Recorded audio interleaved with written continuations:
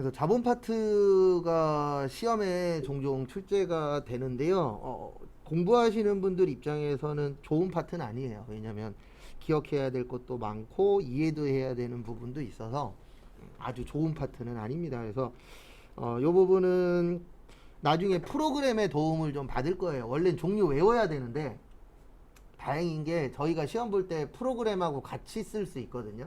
그래서 타자가 빠르면 유리한 거는 어쩔 수 없습니다.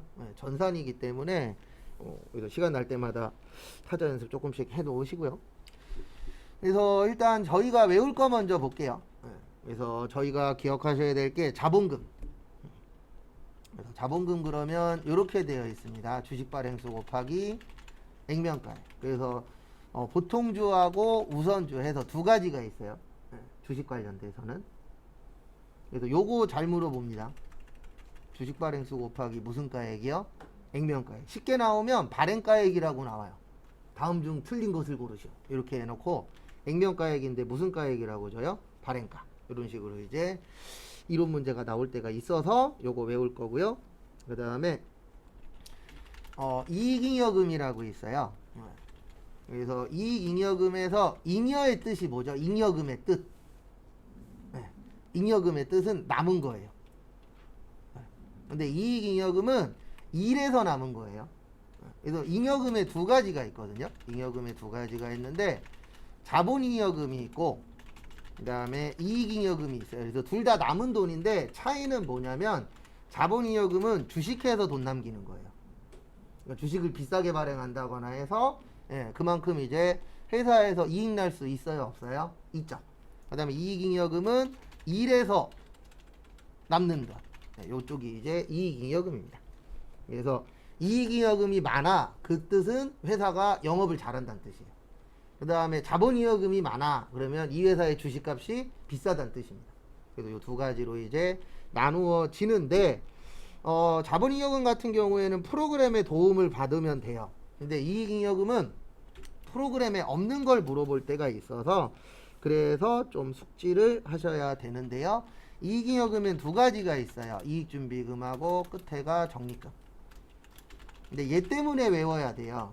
이익준비금 정의가 있는데 어떻게 되어 있냐면 현금 배당의 10분의 1, 자본금의 2분의 1까지. 그래서 요거 때문에 외우는 겁니다. 이익준비금은 프로그램에 있거든요. 이익준비금은 있는데 요 정의가 없어요. 프로그램에. 그래서 요거는 이제 어쩔 수 없이 프로그램의 도움을 못 받기 때문에 외운다라고 봐주시면 되고요. 그 다음에 저희가 쪽지 시험 보는 것 중에 암기하는 것 중에 순서대로 외우셔야 되는 게 두 가지가 있어요. 이거는 꼭 순서대로 외우셔야 돼요. 그 중에 하나가 요거예요. 결손금 처리 순서. 그래서 이거는 무조건 순서대로 외우셔야 돼요. 우리 회계 때 순서대로 외워야 되는 거 하나, 세무 때 순서대로 외워야 되는 게 하나 있어요. 왜냐면 이거 시험 문제에서 순서대로 나열하셔 이런 게 나오거든요. 그래서 결손금 처리 순서는 임의적립금, 그 다음에 기타 법정 적립금, 그 다음에 이익준비금, 그 다음에 자본잉여금. 그래서 간단하게 설명은 드릴 겁니다.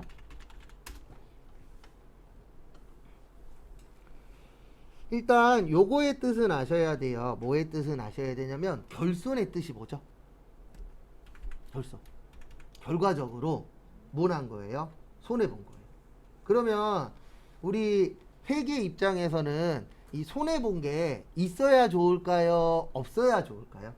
없어야 좋겠죠. 그래서 기존에 이익 난 거 가지고 요게 다 기존에 이익 난 거거든요. 그래서 기존에 이익 난 거 가지고 처리하라고 되어 있어요. 그러니까 결손금이라는 걸 없애라고 되어 있습니다. 근데 왜 없애야 되냐면 결손금이 많다는 얘기는 결과적으로는 외부 투자자 입장에서는 이 회사 안 좋다는 얘기잖아요. 그래서 기존에 이익 난 게 있으면은 결과적으로 손해 본 거를 뭐 해라? 처리해라. 근데 이제 저희 시험에서는 요 순서대로 나열하는 게 나옵니다. 그래서 1, 2, 3, 4에서 순서대로 나열하는 게 나와서 요거는 꼭 순서대로 외우셔야 돼요. 그리고 저도 수업하면서 100% 다 이해를 시켜드리고 넘어가고 싶은데 문제는 저희한테 주어진 시간이 있어서 좀 간단하게 보고 넘어가는 것들도 있어요. 왜냐면 시험에서도 그렇게 집중적으로 안 다루는 내용이 좀 있어서 그래서 제가 농담반 진담반으로 이런 얘기도 합니다. 다 이해하고 싶으시면 학교 가시는 게 더 빠를 수도 있어요.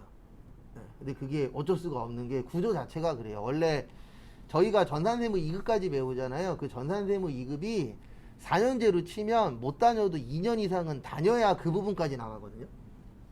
왜냐면 소득세가 대부분 2학년 때나 3학년 때 끝나요. 그리고 전산세무 1급은 4년 정도 다녀야 그 범위가 끝납니다. 왜냐면 전산세무 1급은 법인세까지 나오거든요. 근데 그거를 저희가 좀 압축해서 하다 보니까 제가 이해를 못 시켜드리고 아니면 그냥 별로 중요하지 않으니까 건너뛰고 이런 부분들이 있어요. 근데 이거는 구조상 방법이 없습니다. 저한테 뭐 1, 2년이라는 수혜관이 주어진 게 아니기 때문에. 그래서 대충 설명하고 넘어가는 부분들도 있을 거예요. 그 부분은 좀 참고를 좀 해주시기 바랍니다. 일단 교재 보면서 간단하게 설명드리고 넘어갈게요. 222페이지 거기 보시면 자본금이라고 있습니다. 무슨 금이라고 있으세요? 자본금. 그래서 자본금은 이렇게 구하는 거예요. 주식 발행수 곱하기 무슨 가액이요? 액면가. 그래서 시험 문제는 주로 요거 갖고 장난칩니다. 액면가를 뭐 발행가액 이런 식으로 이제 다른 글씨로 해서 줄 때가 있으세요. 그래서 액면가의 뜻이 뭐죠? 액면의 뜻이 뭐예요? 액면의 뜻이 뭐냐면 그 종이에 써 있는 금액이에요. 그래서 우리 10,000원짜리 돈 있죠? 네, 세종대왕님. 거기 종이에 얼마라고 쓰여 있어요? 10,000원이라고 쓰여 있죠. 그걸 무슨 가라 그래요? 액면가라 그래요. 네. 그래서 이 주식도 그 주식 그 증권 봤거든요. 그 증권에 보면은 얼마라고 쓰여 있어요. 그거를 무슨 가라 그래요? 액면가라고 합니다. 그 다음에 발행가는 그 주식을 파는 금액이에요. 대부분 액면가보다 발행가액이 높긴 합니다. 삼성전자 주식도 만약에 지금 뭐 20만원대에 거래가 돼 그러면 액면가 20만원보다 적어요. 왜냐면 삼성전자 같은 경우에 장사가 잘 되니까 주식 가격이 뭐 되죠? 올라가죠.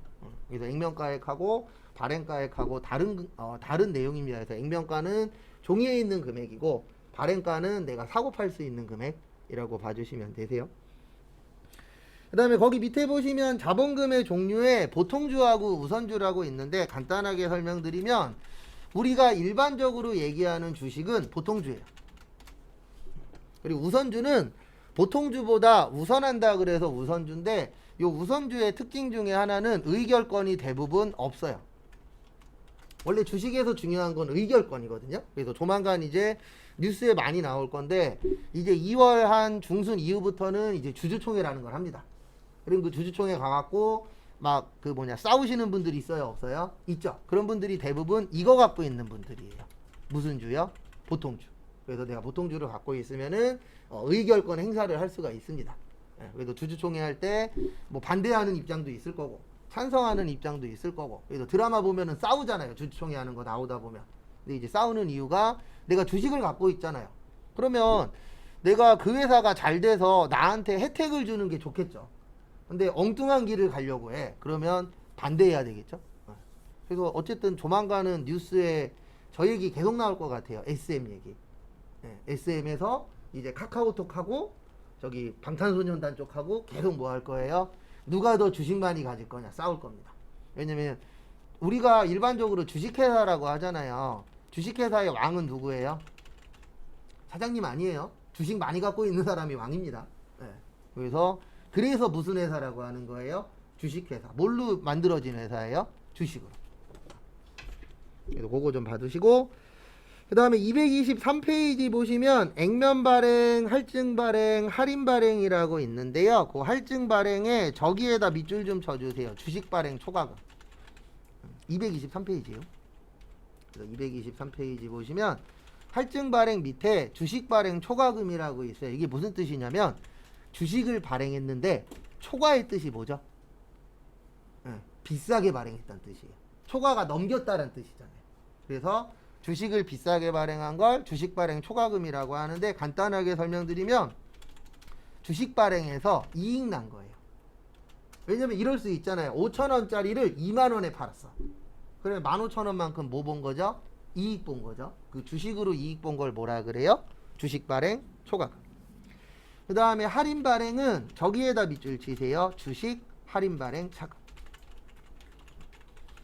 그래서 요거는 손해 봤을 때. 왜냐면 우리가 딴 뜻은 몰라도 이건 알잖아요. 할인의 뜻이 뭐예요? 싸다, 비싸다. 싸다.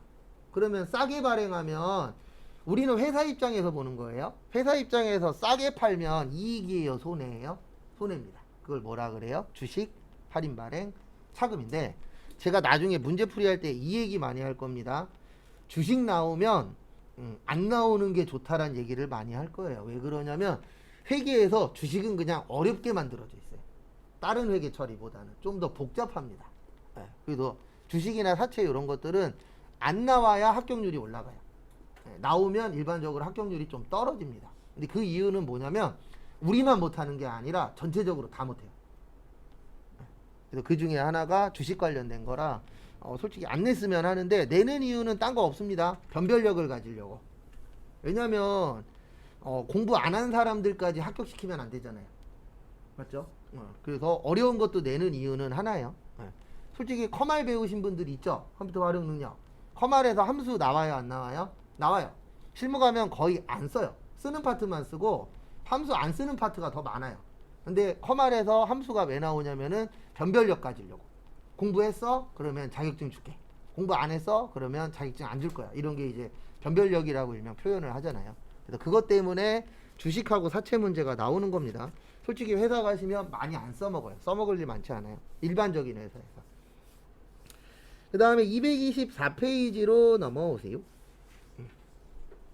아니다, 225페이지로. 죄송합니다. 224페이지는 어차피 나중에 문제 풀 때 많이 나오니까 225페이지에 보시면 저기에다가 밑줄 치세요. 감자. 자본금의 감소를 줄여서 감자라 그래요. 그래서 자본금이 줄어든다.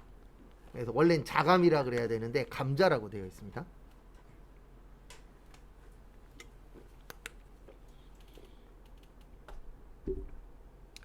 그래서 이 감자가 나올 때 꼭 지문에 이 문구가 나와요. 소각이 나와요. 그래서 소각 나오면 감자입니다. 우리 딴 건 몰라도 이건 대부분 아실 거예요. 학교 다닐 때 소각장이라고 있었어요, 없었어요? 있었죠.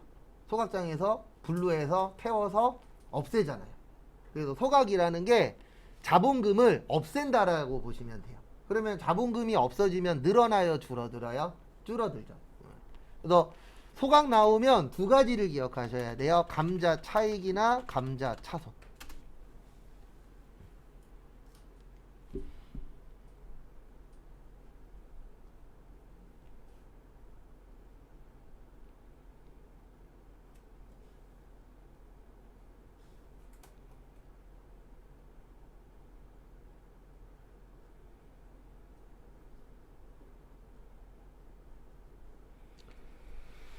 그래서 보시면 감자 차익의 뜻은 뭐냐면 감자에서 이익 본 거예요.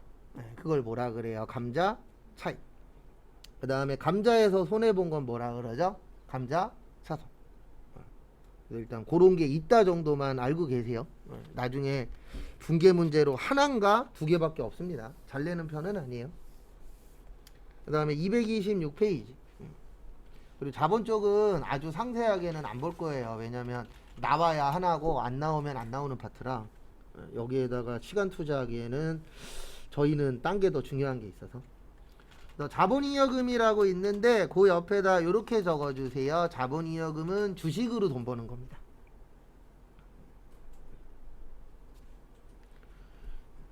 그래서 원래 이론만 보는 시험은 외우라 그러는데 저희는 프로그램의 도움을 받으면 돼요. 그래서 주식 비싸게 발행해서 이익 났다. 주식 발행 초과금. 그 다음에 감자에서 이익 났다. 감자 차익. 그 다음에 자기 주식 처분이.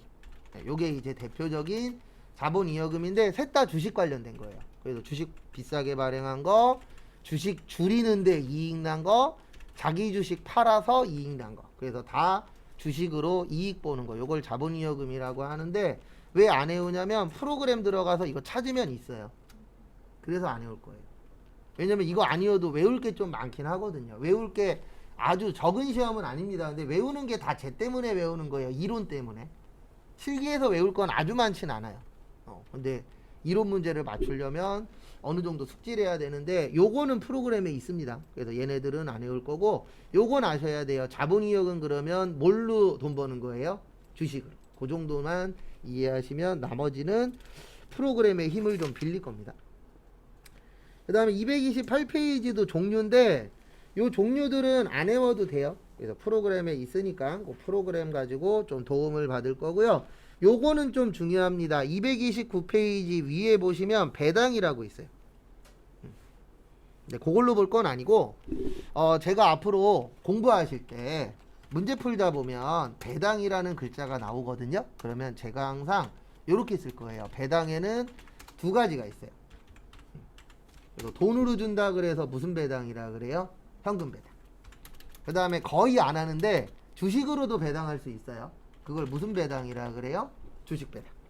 그리고 주식 배당은 잘 안 하는 이유가 주식으로 배당해버리면 이게 주식 보유율이 또 변경이 되거든요. 그래도 좀 더 복잡해지기 때문에 주식 배당은 그렇게 잘하는 편은 아니고 대한민국은 현금 배당도 좀 잘 안 하는 편이기는 해요. 외국에 비해선.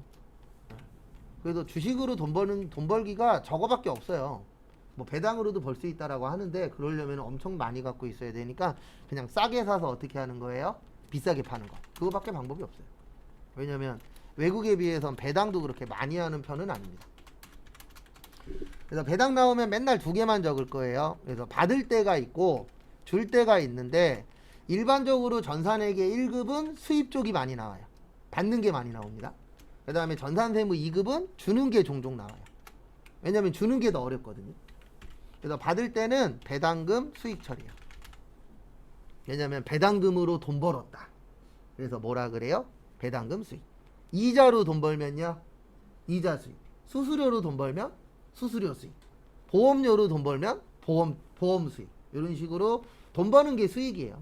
그래서 배당금으로 돈 벌었다. 그래서 금 그러면 돈 얘기하는 거잖아요.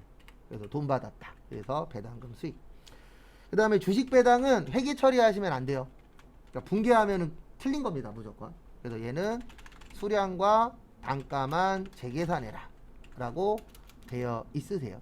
그래서 요거는 일반적으로 나오면 이론 시험에 나옵니다. 왜냐하면 분개 문제로 나오면 그냥 분개 안 하면 끝이거든요. 그래도 아마 나중에 한 두 문제 정도 볼 거예요. 아주 잘 나오는 편은 아니에요. 그 다음에 줄 때는 나중에 준다 그래서 미지급 배당금, 그 다음에 나중에 준다 그래서 미교부 주식 배당금, 이렇게 이제 처리를 합니다. 근데 왜 나중에 주냐면 대부분 회사가 주식 갖고 있는 사람이 한 명이에요, 수백 명, 수천 명이에요? 수백, 수천이잖아요. 그러면 배당을 주기로 확정했다 그래서 바로 줄 수가 없어요. 그래서 누구한테 얼마 이거 다 계산해 갖고 나중에 한 번에 주잖아요. 그래서 지금 주는 게 아니고 나중에 준다 그래서 미지급 배당금, 그 다음에 나중에 준다 그래서 뭐라 그래요? 미교부 주식 배당금, 이렇게 표현을 하는 겁니다. 왜냐면 지금 당장 바로 못 줘요. 이게 일반적으로 주주총회 때 확정되거든요. 그럼 확정됐다 그래서 바로 주는 게 아니라 누구 몇 주 갖고 있으니까 얼마 이거 다 계산해야 되거든요. 그래서 나중에 주는 거라고 봐주시면 됩니다. 그래서 많이는 적어 드릴 건데 그렇게 아주 잘 나오는 편은 아닌데 걱정되는 건 뭐냐면 올해 안에는 무조건 하나 정도는 나올 거예요. 왜냐면 올해 어쨌든 주식시장도 그렇고 부동산 시장도 그렇고 어쨌든 좋을 상황은 아니잖아요. 전체적으로. 그래서 저도 IMF 때하고 좀 연관이 있었던 사람 중에 한 명인데 올해 아마 이 얘기 많이 나올 거예요. IMF 때보다 더 힘들 거다. 근데 IMF 때보다 더 힘들 수밖에 없는 게요. 그 당시에는 임금도 지금보다 쌌고요. 그 다음에 그 당시에는 아파트 값도 지금보다 쌌잖아요. 그러니까 빚이 있더라도 지금처럼 이렇게 많지 않았어요. 근데 문제는 지금처럼 힘들기 전에 코로나도 겪었잖아요.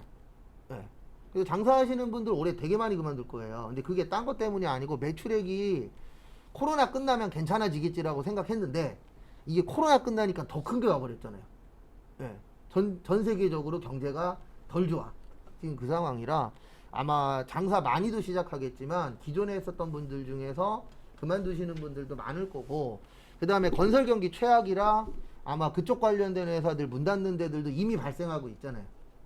그래서 올해가 아주 좋은 상황은 아닌데 또 이런 상황에 잘 버티면 또 앞으로 좋은 시기가 오겠죠. 무조건 계속 안 좋은 건 아니니까. 그래서 옥석 가리기가 좀 되지 않을까. 근데 어쨌든 취업 시장도 아주 좋은 타이밍은 아니에요. 왜냐면 공무원도 줄인다라고 이미 발표했죠. 일부는 많이 뽑긴 하지만 대부분 앞으로 계속 줄일 거고, 공공기관은 안 뽑는 공공기관이 되게 많더라고요. 보니까 제 주변에서 이제 공공기관 준비하는 애가 있어서 물어봤더니 뭐 기존에 100명 뽑았으면 요번엔 10명, 기존에 20명 뽑았으면 아예 안 뽑고 막 이런 데들이 늘어나고 있다라고 얘기하긴 하는데 모르겠습니다. 뭐가 정답일지. 해외 취업도 꼭 정답은 아니에요. 해외 취업 나쁘다라는 게 아니라 해외 취업 하실 분들 계시면 진짜 준비 잘해야 됩니다. 제가 저번에 이야기 안 했나요? 저 아는 애가 다음 있죠. 다음 포탈에 영상으로 떴었어요. 그 다음에서 뉴스 보고 있는데 어디서 많이 보던 애가 얼굴이 나오더라고요. 그래서 눌러서 봤더니 제가 조기축구 좀 오래 했었는데 저하고 운동 같이 했었던 후배였는데 저거 하거든요. 용접. 그래갖고 호주에 취업 잘 된 사람으로 해서 인터뷰에서 나온 적이 있었어요. 그래갖고 잘 먹고 잘 사나 보다 그랬는데 3개월 후에 카톡이 온 거예요. 형, 저 지금 한국이에요. 그래갖고 야, 너 몇 달 전에 다음에도 나오고 잘 나갔잖아. 그랬더니 거기 사장이 너네 나라로 꺼지라 그랬대요. 너 월급 많이 줘야 되니까 너네 나라로 가라고. 지금은 캐나다에 있어요. 참고로 외국에서 일 좀 오래 하신 분들은 대한민국에서 일하기가 쉽지 않습니다. 왜냐면 그 호주 때 얘기 들어보니까 하루에 7시간인가 이러거든요. 근데 우리나라 돈으로 500 넘게 받아요. 근데 대한민국 용접도 많이 주긴 하지만 근무 시간이 대빵 길거든요. 그런 쪽은 막 10시간 이상 주말 특근도 막 하고 그렇게 해갖고 그렇게 버는 건데, 호주에서는 월화수목 금만 일해도 500이 넘는 거죠. 그리고 한국 들어왔다가 6개월 후인가 캐나다에서 지금 잘 먹고 잘 살고 있더라고요. 가끔씩 카톡 연락이 오진 않는데 카톡 들어가서 배경 같은 거 보면 여자친구 잘 만나고 있더라고요. 그래서 해외 취업이 나쁜 건 아닌데 그것도 준비는 잘해야 돼요. 왜냐면 여러분들이 해외로 나가서 취업하는 순간 대한민국에서 그 외국인 노동자 보듯이 그 나라 사람이 여러분들을 봅니다. 맞잖아요. 우리 외국 나가서 일하면 외국인 노동자예요. 맞죠? 그래서 한국에서 돈 버는 것도 쉽진 않지만 외국도 쉽진 않아요.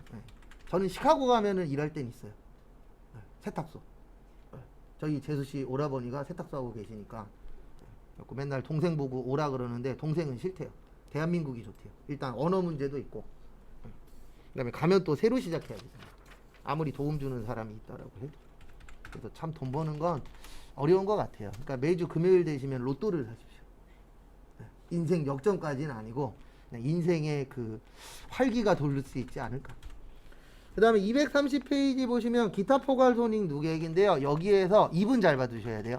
이거 앞으로 많이 나오는 것 중에 하나인데 요거 잘 봐야 돼요. 매도 가능 증권 평가 손익. 거기 진한 글씨로 써 있긴 해요.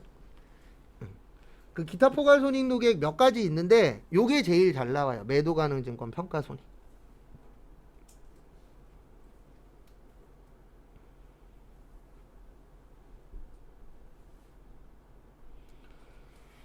그래서 이게 왜 잘 나오냐면은요, 저번에도 잠깐 설명드렸는데 단기 매매 증권도 있죠. 그래서 그리고 제가 손익이라고 써드리면 손실하고 이익이에요. 그래서 손실 이익을 그냥 합쳐서 뭐라 그래요? 손익이라고 합니다. 그래서 이게 왜 잘 나오냐면 단기 매매 증권은 수익 비용이거든요. 근데 매도 가능 증권은 매도 가능 증권 평가 손익은 기타 포괄 손익 누계액이라 그래서 자본이에요. 그러니까 성격이 달라요. 그래서 들어가는 위치가 다르기 때문에 그 들어가는 위치에 따라서 회계 처리하는 방법도 같을까요? 다를까요? 다르겠죠. 그래서 우리를 힘들게 해요, 얘가. 왜냐면 둘이 똑같으면은 하나만 기억하면 되는데 수익 비용이냐 자본이냐에 따라서 분계 처리하는 방식이 달라지거든요. 그래서 시험 문제에 요게 종종 출제가 됩니다. 근데 솔직한 심정은 이런 건 좀 안 냈으면 하는 생각은 전 솔직히 있어요. 근데 시험 내시는 분들은 이제 변별력 때문에 이런 걸 좀 내시더라고요.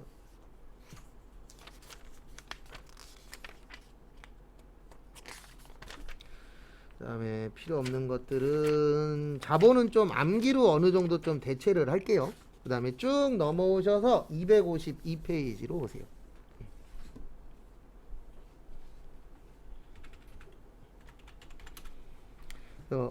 그 안에 있는 내용이 그렇게 중요하지 않아서 그 부분은 좀 건너뛸게요. 그 다음에 252페이지 보시면 수익 비용이라고 있습니다. 수익하고 비용인데 거기 252페이지 수익 위에나 밑에다가 이렇게 적어주세요. 실현주의. 그 다음에 비용 옆에다가는 발생주의. 말 되게 어렵게 만들어 놨는데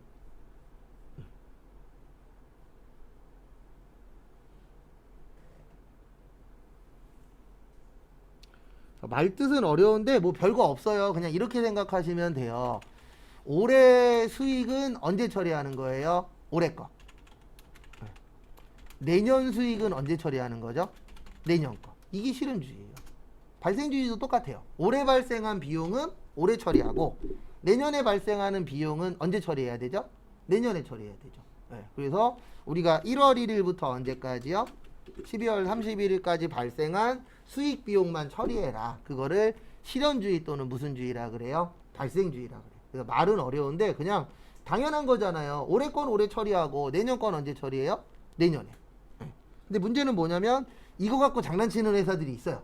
내년 거를 올해 걸로 잡아버리고 올해 거를 내년으로 넘겨버리고 약간 좀 서류나 이런 걸 이제 장난치는 회사들이 있어요, 없어요? 있습니다. 그래서 저도 뭐 세무사 사무실에서도 일해보고 해봤지만 솔직히 대한민국의 그 장부를 아주 믿는 편은 아니에요. 왜 그러냐면 세무사 사무실에서 작업을 해줍니다. 그래도 요즘 뉴스에 많이 나오는 것 중에 하나가 저기 유튜버들 뭐냐 해외로 뭐 돈 빼돌리고 이런 얘기들이 계속 나오는데 그거 혼자 한 거 아닙니다. 제가 장담하는데 세무사들이 대부분 다 껴있을 거예요. 혼자 못해요. 왜냐면 그거 혼자 했다 뒷감당 어떻게 하려고. 그래서 연예인들도 보면 이런 얘기 많이 하잖아요. 자기 몰랐다고. 세무사 혼자 했다고. 다 거짓말입니다. 둘이서 알고 있었죠.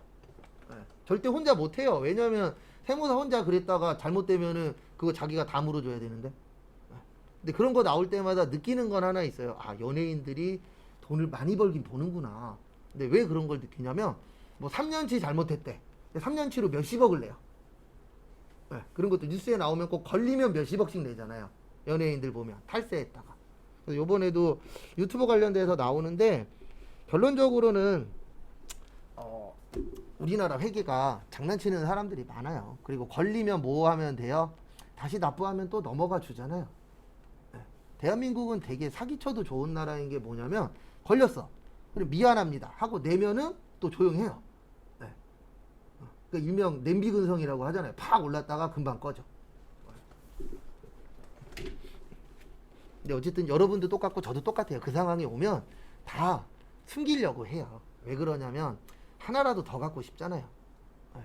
그리고 참고로 대한민국에서 사업하시는 분 중에 진짜 회계 처리 100% 법에서 만들어 놓은 거 테두리 안에서 하면요 돈 많이 못 갖고 가요. 그러니까 제 주변에서 사업하시는 분들도 얘기 들어보면 10년 전에 1000만 원 벌면 500 정도 갖고 갔대요. 근데 지금은 1000만 원 정도 벌면 300 정도 갖고 간대요. 왜냐면 국가에서 세금이 많이 낼 수밖에 없는 구조잖아요. 왜냐면 과거에는 현금으로 받았다 그러면 지금은 거의 99% 뭐예요? 카드잖아요. 카드는 숨길 게 없어요. 숨길 수도 없고. 그러다 보니까 이제 원래 과거에도 그만큼 냈었어야 되는데 과거에는 현금으로 받아서 숨겼었던 거죠. 근데 지금은 거의 99% 뭐예요? 카드 결제잖아요. 저도 현금 들고 다니긴 하는데 거의 현금 쓸 일이 많지는 않아요. 대부분 카드를 긁어요. 그러면 어떤 문제가 생기냐면은 사업하시는 분 입장에서는 다 오픈이 되니까 뭐를 많이 내야 돼요? 세금을 많이 내야 돼요. 그래서 이제 장사하시는 분들이 힘들다 얘기하는 게 원래는 그전에도 그만큼 냈었어야 되는데 과거에 많이 숨겼어요. 그래서 과거에 장사하셨던 분들이 돈 많이 벌었죠. 근데 솔직히 그 내면에는 공정하지 못한 것도 있긴 있습니다. 그건 사업해 보신 분들은 대부분 다 알아요. 아니면 이쪽 파트에서 일을 하시게 되면은 대부분 다 그런 걸 많이 봐서. 그래서 그거 좀 봐두시고요. 그 다음에 뭐 나머지는 그렇게 필요 없고, 요거 봐야 되는구나. 어디 갔냐? 요거 됐고, 요건 딴 걸로 하면 되고, 잠시만요. 저기로 와주세요. 259페이지. 그 사이에 있는 거는 나중에 문제 풀면서 보면 되니까 259페이지. 거기 259페이지 위에 잠깐 보시면은요. 위쪽에 보시면 제조경비라고 있어요. 제조경비 위에다가 이렇게 적어주세요. 5. 그 다음에 판매관리비 위에다가는 몇이라고 적어주세요. 8. 이거는 프로그램 때문에 5, 8로 나눠야 돼요. 왜냐면 똑같아도 제조하고 관련된 거는 5로 시작하는 걸로 넣도록 되어 있거든요. 프로그램 자체가.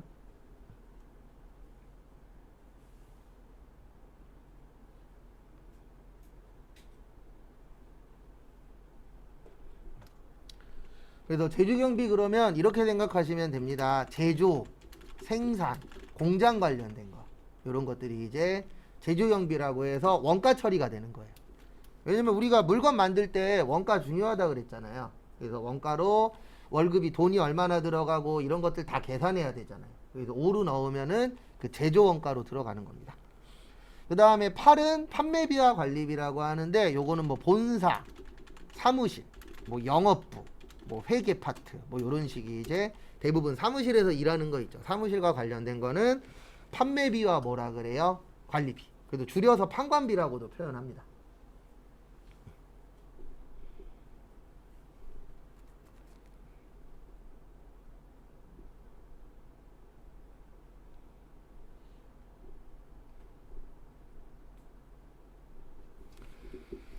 그래서 간단하게 좀 보시면은요. 259페이지 거기 급여라고 있는데요. 259페이지 급여라고 있는데 800번 때는 급여거든요. 그 옆에다가 500번 때는 임금이라고 적어주세요. 그러니까 5하고 8하고 쓰는 명칭이 거의 똑같은데 간혹가다 약간 차이 나는 것들이 있어요. 그 중에 하나가 요거예요. 그래서 공장에서 일하시는 분들은 임금 드린다고 하고, 그 다음에 사무실에서 일하는 분들은 뭐 드린다 그래요? 급여 준다라고 표현을 합니다.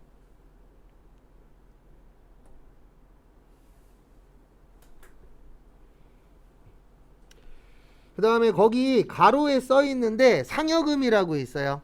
상여금은 뭐 얘기하는 거예요? 보너스.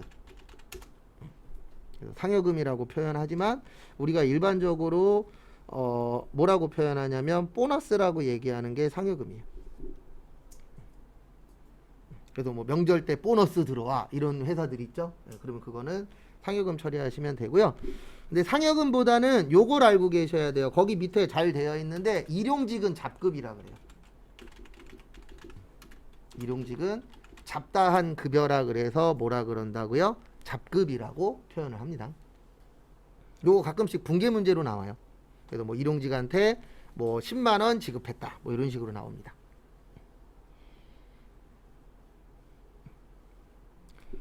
그 다음에 퇴직급여는 뭐 줄 때 관련된 거예요? 퇴직금. 그래서 제가 아까 요거 잠깐 적어드렸었죠. 우리가 퇴직금 주기 위해서 준비하는 걸 퇴직급여 뭐라 그래요?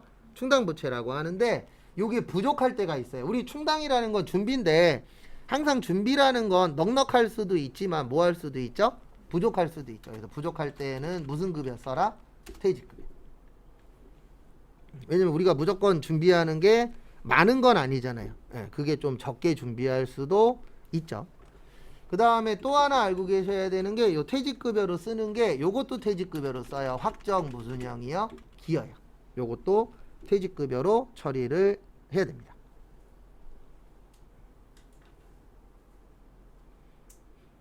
그래서 회계가 공부하시다 보면 상황을 잘 봐야 돼요. 이게 어떤 상황이냐 거기에 따라서 답이 좀 바뀌긴 합니다.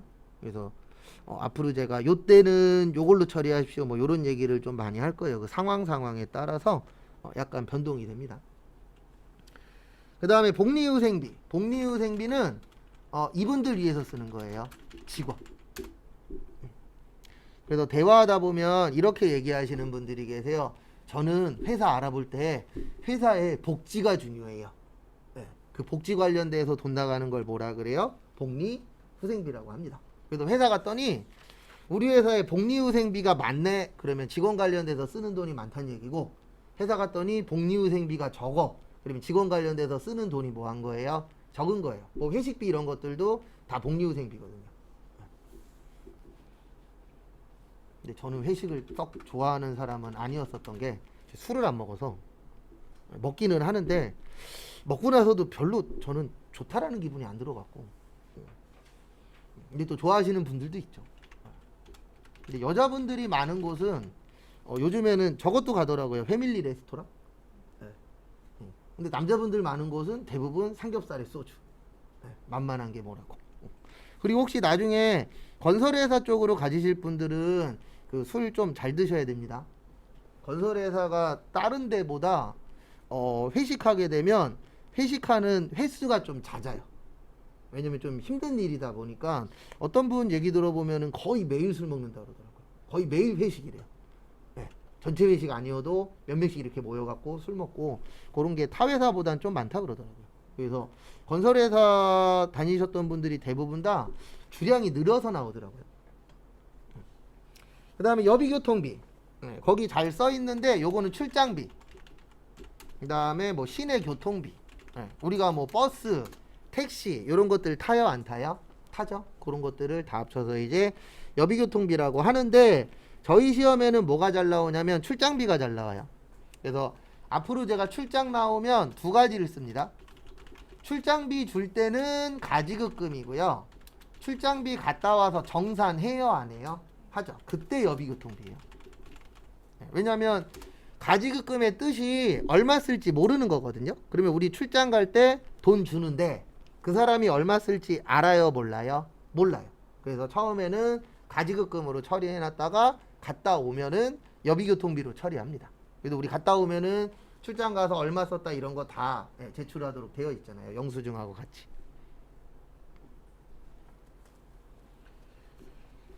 그 다음에 통신비. 통신비는 뭐 전신료, 전화료, 뭐 우편요금, 인터넷 사용료 뭐 이런 것들을 다 합해서 뭐라 그래요? 통신비라고 표현합니다. 그래도 제가 첫날 운전면허 얘기했죠. 네, 그게 딴 것 때문이 아니고 이제 뭐 우편 관련된 업무를 하거나 아니면은 뭐 은행 갈 일들 간혹가다 생길 때가 있잖아요. 네, 그러면 이제 운전면허증이 있으면은 회사 차량으로 운행을 하거나 아니면 개인 차량으로 운전을 해야 될 때가 생겨요 안 생겨요? 생깁니다. 그래서 운전면허는 꼭 뭐 이거 아니어도 되도록이면 따놓으시는 게 좋긴 하세요. 그 다음에 수도강열비의 별표 하나. 그 밑에 박스에다가 잘 만들어 놓으셨어요. 교재 만드신 분이 거기 잘 만들어 놓으셨는데 요거는 이제 5하고 8로 나누어집니다. 그래서 800번대에서는 수도강열비라고 해요. 그래서 수도, 전기, 가스, 난방인데 제 개인적인 예상은 올해 요거 한두 번 더 나올 겁니다. 왜인지는 대충 아시죠? 계속 수도요금이나 전기, 가스 요런 난방 관련된 요금이 뭐 할 거예요? 올라갈 거잖아요. 그러면 이슈가 많이 될 거기 때문에 요건 뭐 원래도 잘 나오긴 한데 올해 같은 경우에는 평소보다는 어쨌든 한두 번 더 나올 것 같아요. 그 다음에 500번대는 전력비, 요건 전기요금. 그 다음에 가스 수도료는 수도, 가스, 난방. 거기 밑에 다 정리 잘 되어 있어요. 그 유류비가 난방비라고 생각하시면 됩니다. 왜냐면 기름난로 떼는 회사들 있잖아요. 아직도 많이 줄어들고 있긴 하지만 기름난로 떼는 회사들도 있습니다.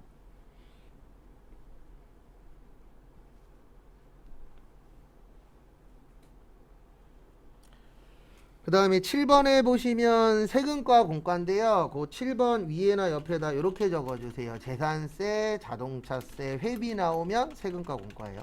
근데 아이고 가스 수도료인데 못하놨네. 근데 적십자 회비는 뭐라고요? 기부금입니다. 그래서 회비 나오면 일반적으로 세금과 공과 처리하시면 되는데 시험 문제에 적십자 회비 나오면 좋은 일에 쓰는 거니까 기부금이에요. 그거 참고하시고. 그리고 지금 설명드리는 건 이론보다는 실기에 나옵니다. 분계 문제로. 그래서 분계 나왔을 때 개정 과목 어떤 거 쓸 거냐, 그거에 대한 설명이라고 보시면 되세요. 그 다음에 8번에 보시면 임차료라고 있는데 임차료는 빌려 쓰는 게 다 임차료입니다. 꼭 부동산 빌리는 것만 임차료가 아니에요. 네. 자동차 빌려 쓸 수도 있죠. 그 다음에 요즘에 컴퓨터도 빌려 쓰기도 하잖아요. 그래서 빌려 쓰는 것들은 다 무슨 료다? 임차료다. 그렇게 봐주시면 되고요. 그 다음에 차량 유지비 옆에다가는 요것만 좀 적어주세요. 자동차 나오면 두 가지밖에 없어요. 개정 과목은 일반적으로 차량 운반구하고 차량 뭐요? 유지비. 그래서 뭐 기름값이나 통행료나 주차료나 이런 것들은 다 차량 유지비고, 처음에 자동차 샀을 때에는 뭘로 처리해요? 차량 운반구. 그 다음에 261페이지 위에 보시면 운반비라고 있어요. 이거 말 그대로 운반할 때 들어가는 돈들입니다. 그래서 그거를 운반비라고 하고요. 그 다음에 11번에 소모품비라고 있는데 그 옆에다 이렇게 적어주세요. 소모품비는 비용이고 소모품은 뭐야? 자산. 그리고 실무에서 안 쓰는 것도 시험에 나오긴 합니다. 왜냐면 시험 문제 내시는 분들이 실무적인 것보다는 공부를 많이 하셨던 분들이 좀 많이 내다 보니까 실무에서 안 쓰는 게 나올 때도 있어요.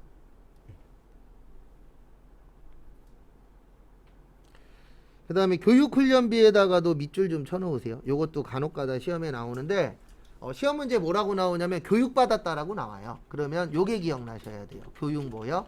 훈련비. 그래도 회사 가시면은 특히 이쪽 파트로 취업을 하시면 신고 큰 게 있을 때마다 여러분들 교육받으러 가실 때가 있어요. 그래서 이런 얘기를 할 때가 있습니다. 요런 교육이 있는데 교육 갈래? 그러면 웬만하면 가세요. 근데 이건 하나 알고 가십시오. 교육 갔다 오면 일이 싼더미로 쌓여 있을 겁니다.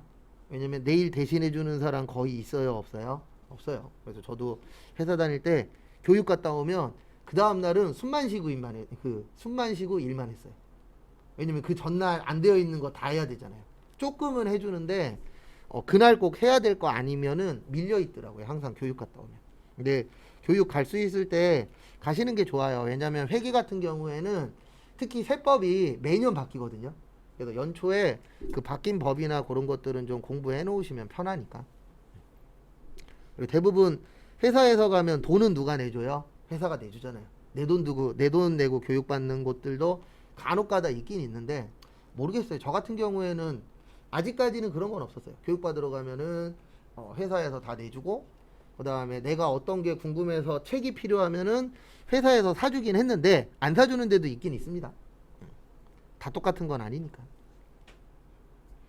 간혹가다 야근 얘기하면은 그런 얘기 하시는 분도 있어요.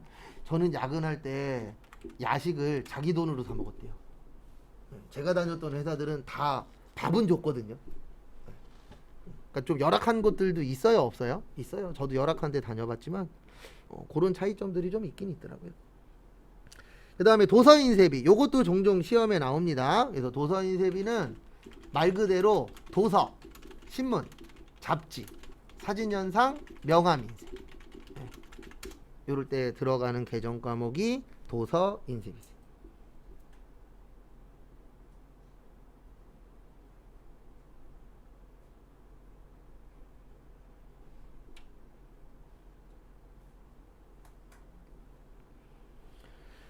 그 다음에 15번에 접대비도 잘 나옵니다. 접대비는 거래처예요. 그러니까 시험 문제가 이런 식으로 나와요. 어떤 식으로 나오냐면, 만약에 우리 회사 직원이 결혼했대. 이때는 복리후생비예요. 근데 거래처 직원이 결혼했대. 그때는 뭐예요? 접대비.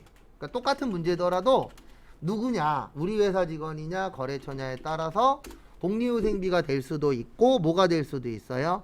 접대비가 될 수도 있습니다. 그래서 누구한테 돈 썼냐에 따라서 달라져요. 밥을 먹어도 회사 직원하고 밥 먹었으면 복리후생비, 거래처 직원하고 밥 먹었으면 뭐요? 접대비.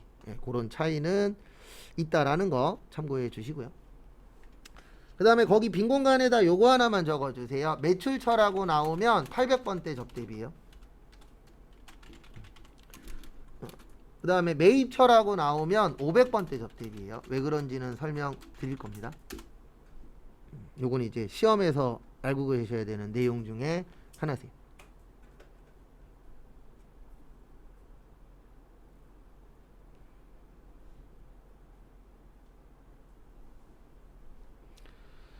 그래서 이게 왜 이렇게 되냐면은요. 저희는 시험 볼 때 전산회계 1급하고 전산세무 2급은 법인의 제조회사예요. 그 다음에 뭐 전산회계 2급 시험 보시는 분들도 계실 수 있는데 전산회계 2급은 개인의 판매회사예요. 제조회사로 안 나와요. 전산회계 2급은. 그래서 전산회계 2급은 그게 좀 달라요. 전제 조건이. 그래서 그거는 참고하시고. 그래서 왜 매출처는 800번대냐면 800번대가 판매비와 관리비거든요. 그래 매출처라는 건 물건 뭐 하는 데죠? 파는 데죠. 그래서 800번대고 매입처는 왜 500번대냐면 우리는 시험 볼 때 무슨 회사예요? 제조회사예요. 그러면 이 매입처가 뭐 하는 데냐면 원재료 사는 데예요.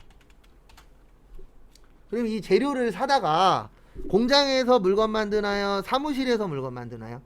공장에서 만들죠. 그래서 매입처라고 나오면은 공장하고 관련이 있다. 그래서 몇 번대로 처리해야 된다? 500번대. 이렇게 되어 있어요. 그 다음에 매출처라고 나오면은 매출하는 거는 사무실에서 물건 팔잖아요. 그래서 사무실하고 관련이 있다. 그래서 그때는 몇 번으로 써주세요? 800번대.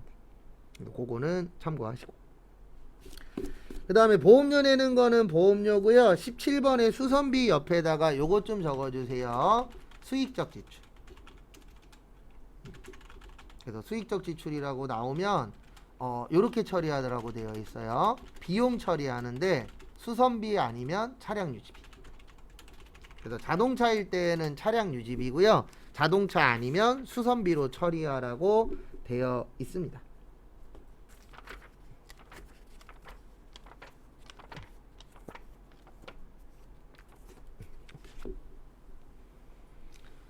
그 다음에 262페이지.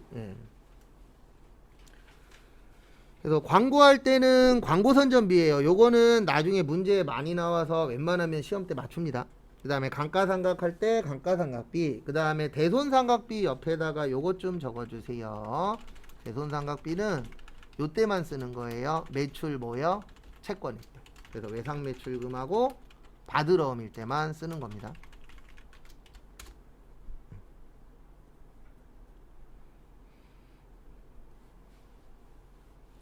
그 다음에 이건 좀 안 냈으면 좋겠는데 잊을만 하면 한 번씩 나오는 문제 중에 하나가 건물관리비예요. 건물관리비는 말 그대로 건물 뭐 하는 거예요? 관리할 때 들어가는 돈. 그거를 건물관리비라고 표현을 하는데 솔직히 이런 문제는 좀 저희하고 아주 큰 관련은 없어서 좀 안 냈으면 하는데 잊을만 하면 한 번씩 내시더라고요. 분계 문제로. 그 다음에 연구할 때 들어가는 돈을 연구비. 그 다음에 경상개발비. 경상의 뜻이 뭐냐면 경자가 가벼울 경자예요. 그래서 돈이 적은 거. 근데 지문에 경상이라고 줍니다. 그러면 경상개발비로 처리를 해주시면 되세요. 그 다음에 잡비. 아까 우리 일용직을 뭐라 그랬죠? 잡급이라 그랬죠. 그래서 잡의 뜻이 잡다한이에요. 그래서 잡비는 비용은 비용인데 잡다한 거. 그러니까 뭐 이런 거 있을 수 있잖아요. 1년에 5,000원만 나가. 그리고 1년에 한두 번만 발생돼. 이런 것들은 계정 과목을 따로 쓰기가 애매해요. 그래서 자주 발생하지 않고 금액이 작은 거 이런 것들은 잡비로 처리하기도 합니다. 왜냐면 계정 과목이 너무 많으면은요 할 게 많거든요. 그래서 발생은 하긴 하는데 뭐 1년에 한두 번 정도밖에 발생 안 해. 그리고 금액도 적어. 이런 것들은 뭘로 처리하는 거예요? 잡비. 그래서 저기에다 밑줄 치세요. 발생 빈도나 금액적 중요성이 없는 비용. 여기 262페이지에 써 있습니다. 그래서 발생 빈도가 되게 적어. 뭐 1년에 몇 번 발생 안 해. 그 다음에 금액도 적어. 이런 것들을 뭐라 그런다고요? 잡비라고 표현을 합니다. 그래서 그 부분도 참고를 해주세요. 그 다음에 여기까지 보시고 잠깐 쉬었다가 11시 35분에 다음 것도 보도록 하겠습니다.